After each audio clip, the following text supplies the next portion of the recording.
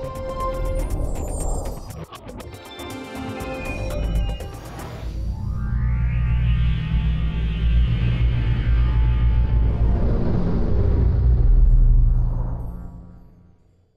and welcome to official Xbox 360 Magazine's OXM Report. And this week we're talking to Crytek about the spectacular 3D sci-fi shooter, Crysis 2.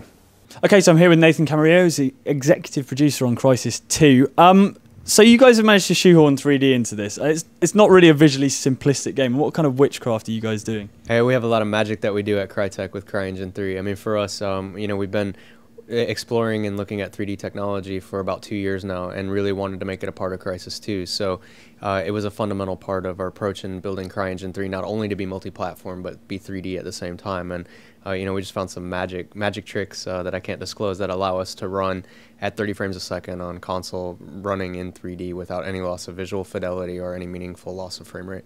And that 3D works really, really well with the scale of the game, because obviously these vast sort of vistas and stuff look absolutely brilliant in 3D. Yeah, all the close-up detail and all the detail that we put into the game world, as well as how far it goes and how deep it goes into the world.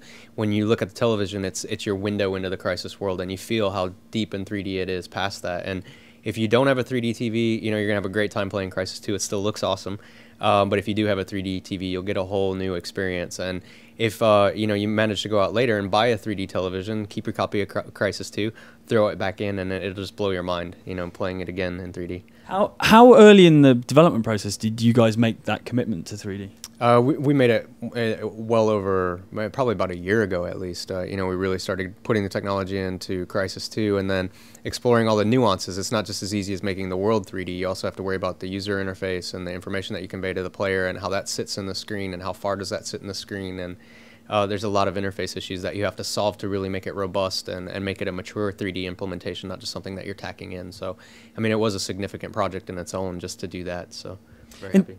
In terms of playing the actual game, you guys have streamlined a lot of the suit powers and stuff. Tell me what you've got on the buttons now. Yeah, so the main thing is about having immediacy to the Nanosuit, because you're in combat, intense combat with humans and aliens, and you need to make split-second decisions of hiding or throwing on armor because a grenade's flying at you. But not only that, it allows you to combo the suit together in new ways that you couldn't do in the original Crysis. So we still have all the same powers. It's just contextual. So tapping A instead of pressing and holding A does a power jump. You're able to sprint, but on top of this, you can always throw on cloak or armor with the shoulder buttons, and you can layer this in on top of the gameplay.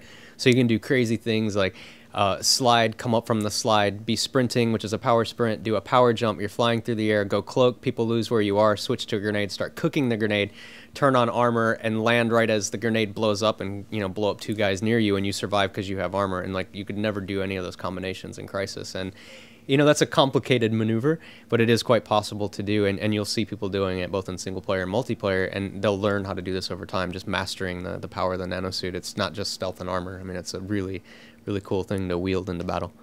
I mean, you're a super soldier, but these aliens take quite a lot of punishment. There's some really hard bad guys in here.